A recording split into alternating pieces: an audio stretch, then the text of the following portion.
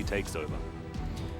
Yeah, it's a matchup that I'm not a fan of picking it into the Camille specifically, but it is comfort. It's something that T1 has done in the past. It's Kana's 100% go-to if the Jace is not banned. So it's an understandable choice here. I agree with you. Would have liked a lot of the other choices a lot as well. But we don't get that. We get Na, and Na does still provide an incredible amount of team fighting power. And with the Ezreal, probably fine against the Lulu and the Ashe. There's the distinct possibility. Free up carrier, try and counteract that dueling potential that Chovy and Wheeler are gonna have. Look around the map, which we know carrier loves to do, enable other lanes with the pillar. And I wouldn't mind some early skirmishing with that Viego as well. We've seen in both LEC and LCS. Real Viego gameplay. Oh yeah. Was a lot of examples of why the champion is still as high. And the T1 composition is always going to be relevant, right? I think that the amount of pick potential, CC, and pop-off between Viego and Ezreal is always going to be a threat. Only thing, little lack of AP damage if you go too late. Yeah, I think so too. Although Ezreal does offer a little bit himself, and the Frozen Thralls, ladies and gentlemen, never forget what can happen if one pick is made by T1. It is absolutely terrifying, especially with a Viego on the map. All of those resets. I love this combo a whole lot. I've been advocating for it all season long. Every time the Lissandra is picked, I get a little bit more excited about Viego. I still feel like the perfect name for this combo has eluded us. Like, there's got to be something that just immediately makes it, yes, of course, that's and we have the opportunity, right? Because this is the final day of the split. Yeah, I don't know whether Vissandra works or no. Yeah. But I know you, Atlas. I'm sure you will be able to figure something out, and it gives us the opportunity to look at some of the early game possibilities that we have. Because the interesting thing about the Lulu is that, of course, it skills incredibly well. But outside of the laning phase, it doesn't provide as much. It will give you a lot of early game pushing power, which is nice. So that level 1 from Deft and Vista really strong, allow you to take early priority and put some pressure. But we also see Guma has gone for teleport. This is 100% I'm just going to sit in farm lane while we try and play around the rest of the map. And I think it also comes down to what extent FAKER can find Prowl in that lane and roam to his possible sides, as expect that, especially that bot lane gonna be pushed in a lot. Kana early game will be fine, but post 6 has to play a lot more respectful when he doesn't have his Mega Bar, as yep, Deft and Vista taking early control of this lane. Yeah, well, have a look at level 1 Ashe. Definitely a lot of power, and has a Lulu now, so it's going to be even worse for T1 in theory. So level 1 priority certainly here, is Deft really kind of hoping that he gets a few of these minions. I believe was able to grab a few, but didn't see the money for the second one. As Vista just looking to try and make Gumyushi and Carrier's life a living hell. And that's what Lulu is very, very good at, as kind of gets a bit of a hop out. This is more of a doo-doo pick on the top side of the map for Morgan. I'm very interested in how he's actually going to play more of the aggressive split-pushing style, as he is more of the tank player, you know, he's more of the team fighter. And, you know, Camille can definitely team fight, but does need a few more strings to the bow to really reach her full potential, as Chovy and FAKER going pretty ham against one another. You can see 9-15 showing the power of the Lissandra into the LeBlanc matchup. Doesn't always work out, but certainly is considered a very good pick, as close to an 80% win rate here for FAKER on the champion. 15-4. Yeah. He's done this before, ladies and gentlemen. It's been a while, and oh, look at his pathing. Willa, if he can. I wouldn't have minded to see them go for some early aggression with Ona also pathing towards bot side. And this is really nice, actually, right? Because Ona started bot and then pathed up towards top, has come back just to make sure that Deft and Vista, they didn't crash that huge wave into the turret, and then went for a very aggressive play. Don't actually know if they can go for this, as I think they might have to fall for this one. FAKER though has Prio, is gonna be on his way. Early skirmish is a little risky.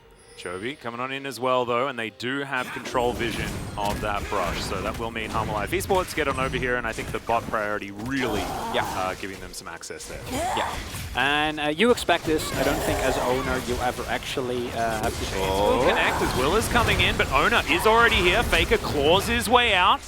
Now Ona looking for Willa, but no, not going to work out. Just Chovy. That's not the real one, as they are just going to back away from one another. Pretty similar health trades, but Willa getting the brunt of most of the danger. Will be relatively low. Finds the chains here as Chovy. So we're going to do a fair bit of damage here to FAKER, who does need to be a bit careful. Choose through another charge of that corrupting potion.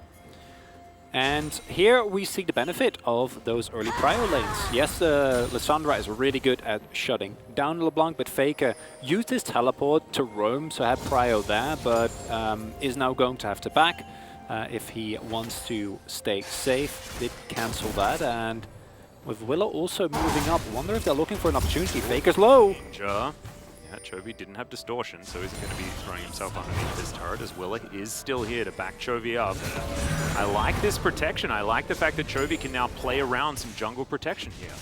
Yeah, it's really nicely done, actually, I think, from both sides. Because Ona has also just been walking around the map, and a 4-man dive on bot side. That's the aggression I want to see from Hanwha. They have full information, even awarding this brush over here as well, as Carrier and Gumayusi can move away from this turret, but regardless of that, they will still lose a fair bit of experience. As Guma getting taken down relatively low. Vista not even going to tank a turret shot, as Ona is pulled over here. And it's just a bit of health, and not actually too much to be denied here from T1. Hanwha playing very defensively. And I like that. You know that with Ona there, you can't really go for that. Even the teleport not being available, a 3 versus 4 with all the summoners still available, the exhaust there, and a Viego that can turn a skirmish around in seconds if even only a single person dies. You don't actually get to cash in on a dive. However, you have found yourself a double scuttle lead for your lead.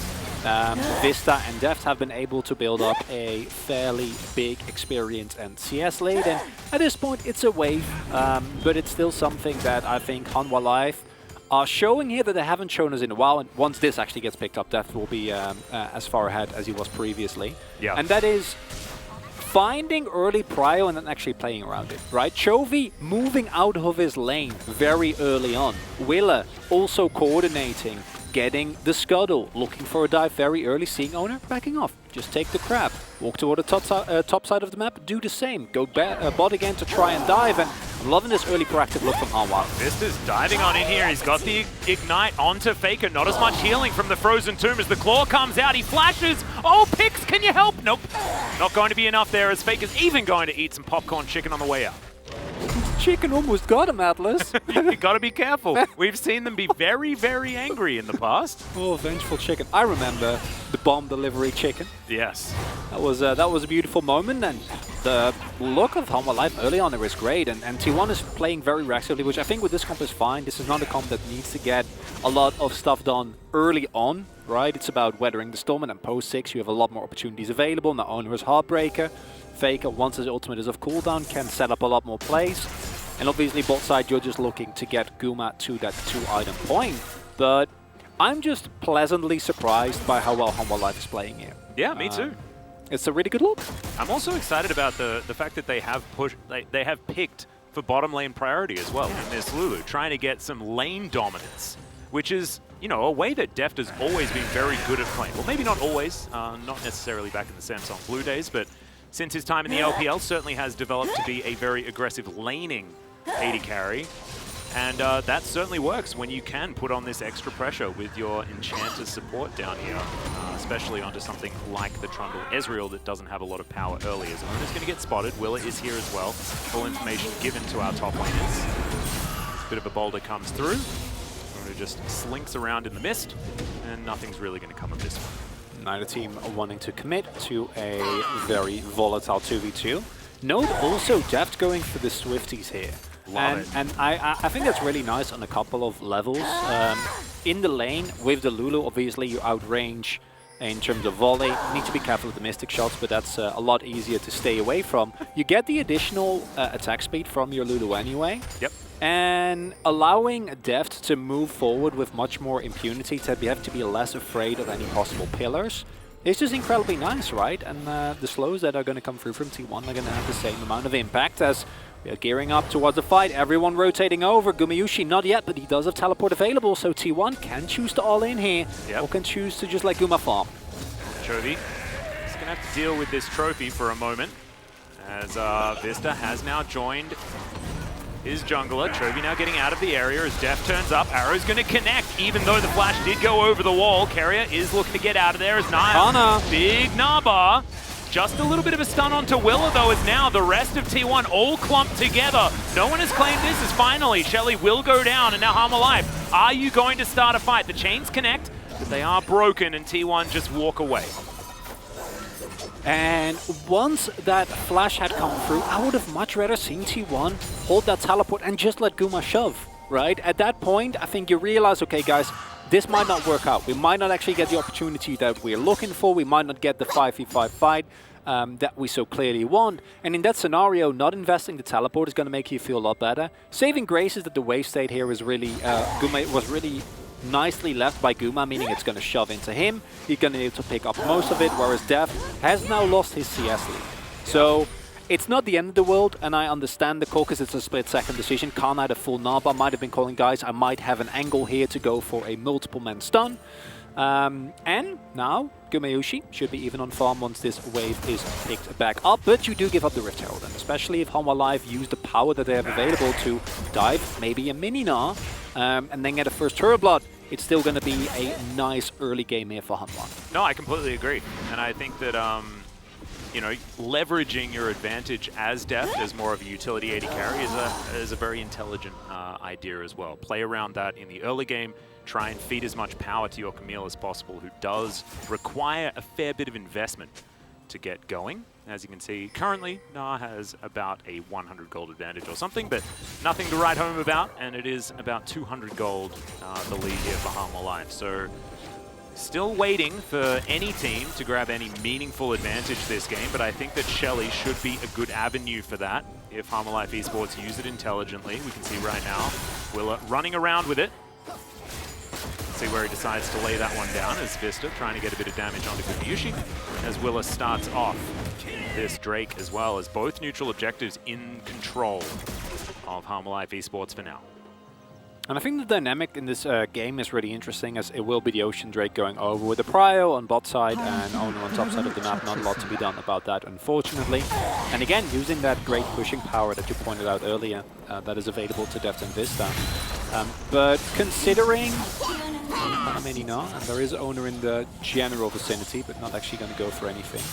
Because for T1, you want a 2-0 here. Like, you want as badly as possible, get the 2-0 and then just hope that Genji can do it. You know, you become the biggest Genji fan for the next series. But you do need a 2-1 here if you want to make your odds the highest possible. Ooh, Arrow gets a flash out of Deft getting feisty down here. And that was in a 1v1. Advantage on the health bar as well. And yeah, you're exactly right. Arcane Shift once again very defensively, and Deft don't need no support to put this kind of pressure on. No, Vista's just chilling. That's the Swifty advantage, dude. That's what it is. Swifty advantage. It's, at this point in the game, Ashe is just so much stronger, right? Because you can see the power that the volley provides, and the unfortunate thing about playing into Ashe, and it always has been, is that if Ashe decides that you are going to trade, then you will, right? There's not a lot to be done about it due to the nature of Frost Shot and Volley. And as an Azrael at this point in the game, you don't even have your Sunderer. You don't have anywhere close to a actual amount of damage. So you don't want to trade at all. But Ashe says, we will trade. So then you are forced to, and we see Guma earlier on there just trying to get out, oversteps his boundaries. Well, is there? That's a big Gnar from Canna into the wall. We'll see who's going to win out on this one, as there comes the ultimate from Morgan, but the Viego's going to come through. Some low health bars already, as it's a disengaged kick. And the hook shot is going to get Morgan back underneath his turret, but T1 do reign supreme. The Rift Herald still not put down, as it actually just, sort of timed out, but was about to. And instead is put down in a place where it's not really going to get too much value, as FAKER not going to collect his aftershock there, unfortunately, as Chogi still putting on the pressure here. FAKER will be able to get himself out. The teleport of the Shelly. That's so good, because I was ready to call it for Shelly. Now Operation Escort Shelly to the turret. Can we do it? These are the type of quests that are the most boring, but if it works out, it's going to be very valuable, as Canna almost has that Narbar back up again, and Shelly is going to be exterminated. T1 deny so much of that extra control that Hanwha had, and some of those cracks are now showing. And that is nice. But still, you're getting pushed in everywhere. The existence of Owner on the top side of the map is able to mitigate the impact of Shelly. Doesn't actually charge into the turret, and it's nice for Kana. But it also means Chovy can just shove in, pick himself up a plate while FAKER is backed. And FAKER doesn't want to use his teleport, because I think this teleport is one that you want to use to try and impact the rest of the map. You know, maybe a bot lane overextension, a collapse on top side, actually get an objective out of that, so he can't really go for that. Plates have now dropped, and this is one of the first times in, I think, quite a while that we see T1 on the back foot in terms of early game gold, because their early games have been so aggressive, and they've been doing basically what Hanwha is doing right now. Yeah, and if you look at the stats, you wouldn't be too sad as a T1 fan, as right now you're certainly not, as Morgan is just going to get taken out pretty comfortably here.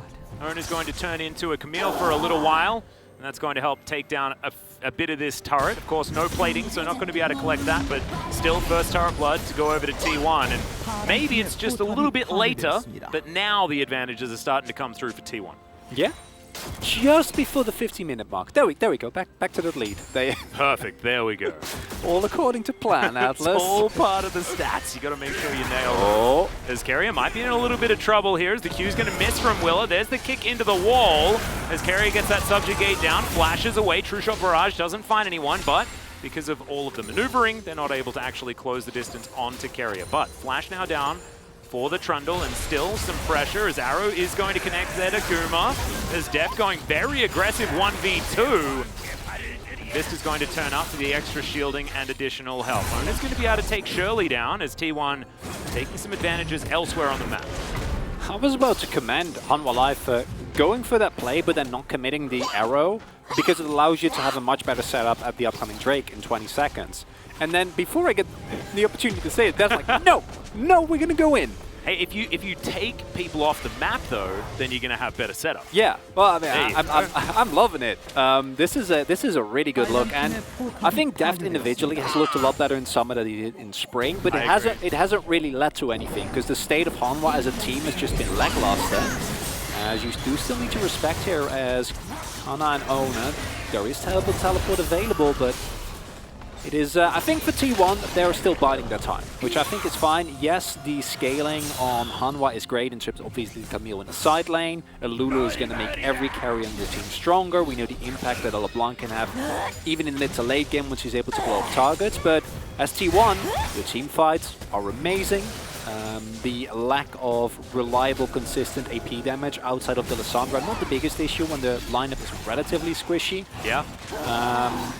And loving this back and forth here. It's a really cool game, Atlas. It is. Certainly a lot more cerebral than I was expecting. I was kind of expecting a bit of a snowball here, but it's not the way that it has turned out, as we've got one Dragon apiece and a Mountain Soul on the Rift, as Chovy being a little bit frustrated. Just a little bit. Former teammate in Carry is just going to get booped by the LeBlanc a little, as Carrier shows Chovy his trophy. Now Hanwha just trying to play some defense here. T1 feeling like they're back in their element as they move towards the mid-game, threatening with this amazing team fighting composition. And Chronicler, is it about time for a bit of a rant about outcomes and possibilities? I think we'll have some time, because there's no objectives on the map. Yeah. Might have a little shove going on in mid, but Atlas, take it away. I'll try and be as succinct as possible. And so these are the scenarios after Damwon Kia secured their 2-0. They 100% advanced straight to playoff round 2, thus claiming their world's position. There are no tiebreakers regarding Damwon Kia. The game score is absolutely too high. Regardless of the game score, if T1 loses here today, as we do have a little bit of trading, and Morgan is going to get a nice little stun there. Ona does come through, but Vista and Willa are closing in. There's the ulti from Morgan. Can they lock down Ona? It's a big Gnar into the wall. Ona tries to flash away, but Morgan is immediately after him. Now Kana down to about half as Vista has to flash away. Good safeguard to help keep him safe, but Willa's going to have to sacrifice himself for it as Chovy has now teleported in. Shanes will connect onto Kerry, who gets taken down low. Now Deft trying to funnel them through here. Doesn't have the arrow, but there's the volley onto FAKER. Claw of Doom to come through as FAKER may have sacrificed himself, but no, he has the Frozen Tomb. And now Morgan diving in one more time. T1, their health bars are so low, but it does not matter. They finish off the Camille and win out in the skirmish. That's a high-risk commit there from T1 to go in back after that. Extended trades against the Lulu are always going to leave you terrified, but it works out in the end. Play doesn't start off great, and I feel like this is a big risk you're taking as T1, considering that you are very deep in the enemy territory. Even with that turret going down, Owner is desperately looking for an attempted reset. What we see though is that he gets taken down, really nicely done by Vist as well, finding the early knock up there on top of Morgan. And then here, it's looking a little scary for T1. But reinforcement arrive in the form of Gumayushi, as well as FAKER, who teleports in. And then here I think they're gonna call it off. And this is a beautiful setup that is found here. FAKER going in, baiting the immediate exhaust that comes through, and then Morgan is kind of forced to commit, because if he doesn't go in there, they kill Deft 100%, and then if he dies, everyone else goes anyway because you lose so much of your consistent damage. But still, yeah, it's a nice pickup, but Humble Life was able to get the kill themselves as well, and no actual objective was found. Yeah, not too much for it, as FAKER not going to find the Circle of Frost. Ring of Frost, sorry, I believe is what it's actually called. It's been a while since I've done my homework when it comes to Lysandra, but that's okay. Just have to remember the tomb, and then you're basically fine. As now FAKER, he's not so fine. He's going to have to claw his way over that wall, and does so. As we are just going to see Humble Life Esports take down this outer turret. Pillar notwithstanding. They will steal away some chickens as well. So, brute forcing that mid turret, definitely good, as Canna well and truly out in front when it comes to both levels and the gold. Yeah, he will hit 14 before anyone else on the map. Yeah, the spikes that are now hit for T1 are humongous, because you have 2 items in Gumayushi. Ezreal is now a legitimate champion, can do things, has a Divine Thunder as well as the Maramune, so the damage that's going to come through of that is devastating. And I think one of the strongest 2 item spikes, it's either Gore Drinker, Sterex, or rather Gore Drinker, or Divine Thunder with that Sterex now done. Yep. And that's, if you're not humongously ahead, it's already terrifying. But he is. He's very far ahead. And this is a position that now for Humble Life, Morgan scaling into this matchup is very far away. I think you're looking towards 3 items at the very least, which is a good 10-15 minutes with the current pace that it's going, which is not great if you're looking at Humble Life, but the team fighting is still strong. But it comes more about how much can Willer and Chovy burst, and can Deft do consistent damage. Also has the Wits End available, and I thought you were going to have the time to explain us all the implications, but then they just started fighting! And there were no kills until now, as Kerry is going to have to flash to get out of the way of that chain. Chovy still being aggressive, gets himself a bit of a help picks there as well. Keep him safe. Now Canna looking for some boomerang, does not find any. As Willer now will force out an arcane shift. That is about that. As we've got 10 seconds on this first Mountain Drake of the game. You can see neither team wanting to give this one up. Claw comes through. It's a really nice pillar, as we're not going to be able to get over the wall, and Willer will just be taken down. Beautifully cancelled there. No safeguard for you, my friend, as now Kerry in a bit of trouble. That's an exhaust immediately onto Chovy. He does have to use that Mimic Distortion to get himself over the other wall. And now Humble Life Esports on the definite defense, as Canna has a big knob up and will be slowed down by that Frost shot, as Chovy getting really chunked here by T1, who should be able to go over and grab their first Mountain Drake of the game. And I'm feeling a shift, Chronicler. I feel like T1 have really gathered some control here since the mid game. It's been really nicely done. I think even the early game, but yeah, Humble Life was able to get a couple of leads. You saw that T1 was very clearly also playing defensively, where Owner's main job was just to track Willer, and he was generally there when he needed to be. He was moving around the map, he was keeping track of the lead, looking for possible dive opportunities against his teammates, and then there when those arose. And it's just the power of this composition if you can get a single target, and it's, of course, it's Aria that actually sets it up. Didn't even see that pillar, but Frozen Tomb stopping him mid-safeguard as well. That was very, very sad. And then it was the Lee Sin sandwich in the wall. Yep. Very unfortunate, because if that pillar doesn't hit, Willer just safeguards out, and he's fine. It's that split second that gives FAKER an opportunity to go for the ultimate. And yeah, it's a really interesting momentum turn from T1, considering that comp, it makes sense, right? Because we saw the early prior from Humble Life, and I think that Humble Life later on that really nicely as Kana is going to get collapsed upon. Yeah, that's going to be a really nice stun there from the hook shot immediately. The ulti comes out.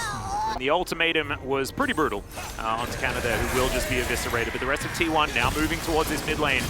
They will hopefully be able to trade something for the death of their Nah, but no, not going to be able to quite do it here, as the arrow's going to connect onto FAKER, denied the claw, as the kick actually moves more to save him, as Willer is going to get ulted by the Lulu. Now Def trying to chase after them. Chovy looking for carrier, as FAKER goes golden for some reason. Might have been a little bit of a mistake, but does find the claw once again. But Vista will be able to take him down. Now the rest of Harmalife Esports, they're so mobile, they're closing in.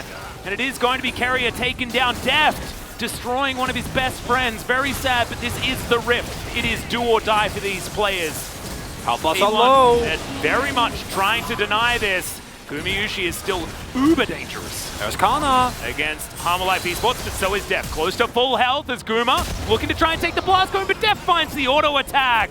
And Will is still keeping this Baron leash. Now Cannon's trying to get out of there, but the Frost Shot is slowing him down, and Harmalife Esports are just killing them one by one. Cannon now trying to turn this, does almost have the Narbar, but he's polymorphed. And he was adorable before. He's even more adorable and then dead, unfortunately, in T1.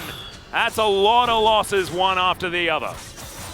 And I'm not 100% sure if that's going to be worth it. They do hold the Baron, and that's your main goal. Giving up that Baron would have been such a boon for the Harmalife comp, where you see, once they're the one who decides the pace, when they're the one who can go for the opportunities, who can find the re-engage there after T1 gets greedy, trying to attempt a punish for the play on Kana on bot side, it is just beautifully done. And this is just an overextension. Really nice flash hookshot there from Morgan to deny Kana getting away. And then, of course, Chovy's the one enabling that play by teleporting behind. And then, yeah, Guma, it's an Ashe. You're never getting away, unfortunately. Just the final orders coming through there is really nicely done. But this is very early, and that's the reason why this doesn't lead to Owner and Kana just getting blown up and then going back and taking down the Baron. The death timers are short. He got so close. This polymorph, man. It's beautiful. Absolutely amazing. And yeah, looked really bad to go one by one. Could have played out a lot cleaner. But the main thing is they didn't get Baron. Yeah, denying the Baron, definitely a good thing. That's the most, the way you go about it could have been, I think, a lot cleaner. And it all goes back, and we didn't see that in the replay, but it's understandable, because what T1 tried to do is the moment that Kana knew that he was getting caught, when the moment Mo was flashing, we saw the pings go down. It's like, okay, let's go for this turret, And that's an okay idea, if not for the fact that you know how good this chase is from Harmalife. These are all either highly mobile carries, in the case of Morgan, Willa, and Chovy, or it's people with insane sticking and chasing power, in the case of Death especially, as he did there if he hits an arrow, but even just Volley, Lulu, and Swifties with Shirelias is going to make you zoom towards the enemy team. Now Harmalife. Yeah, Deft is doing a lot of damage right now. Rage Blade is now completed, and that's only going to even augment that further, as that's a flash over the wall from Chovy. FAKER just dives in on top of him, as he does get the Whimsy shield, but he's now out of the fight as Ona dives into the pit, but he's just taken down. Willa will be exhausted, but all 5 members are still alive on Harmalife, and they're the ones with a smite in this pit. No, they're not actually. Willa, it's on cooldown as Morgan looking to dive in. This is going to be shaky because they have to try and wait out a smite, or just try and battle it with the damage that they have. They look for the turn instead, and Morgan just takes down the backline. FAKER going golden, but unfortunately, he is not going to be able to do anything in the shadow of his own trophy provided by Carrier. He will be taken out. Gumayushi over the wall. Just don't think he's going to be able to do anything. And Hanwha, they win another fight, and it looks like this time they'll be able to get a Baron. And it is an all-or-nothing attempt to try and take down Chovy. And as it turns out, it's not 78 health on the Baron. That could have been a disaster. It's like Willa didn't even need the smite as it turned out. They should have just taken it. And that is a really big difference, I think, between the Harmalife that we see here before us today and the Harmalife that we've seen over the last couple of weeks. That call to not finish that Baron, to not go for the flip, to not say, of course, you can also argue, don't start up Baron if you don't have Smite, which I think in this scenario, I don't mind Harmalife trying to force as much as possible, try and skirmish. Because T1, I think, in a straight-up 5v5, if they're the one who have map controls, they're really strong.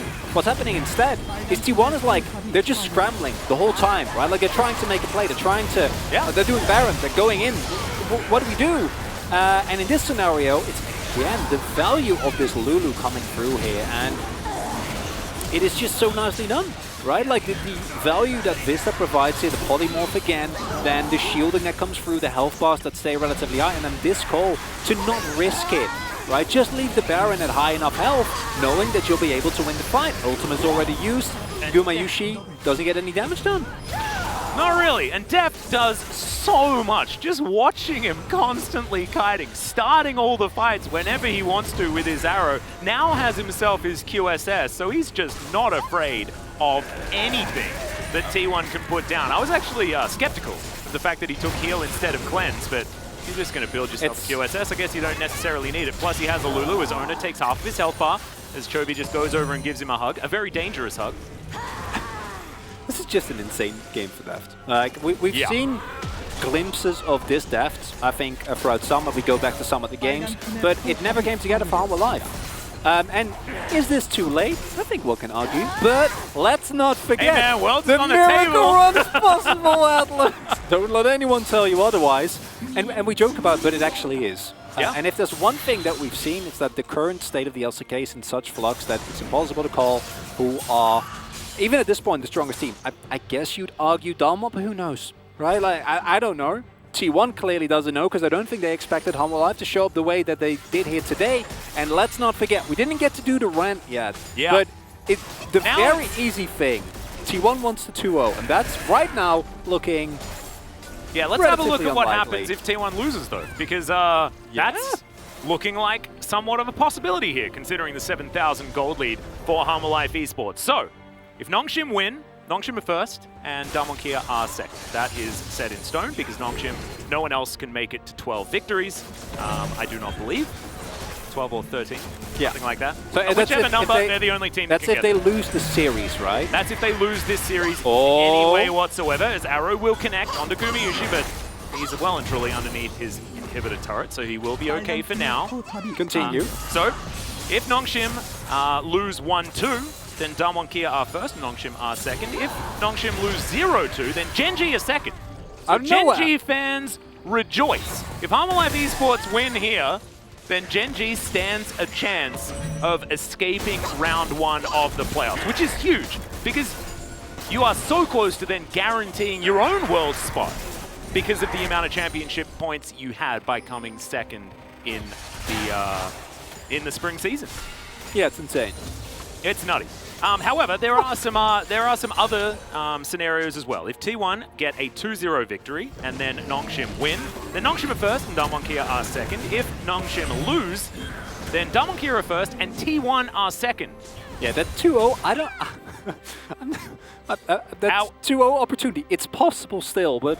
Okay, so let's go to a potential 2-1 victory for T1.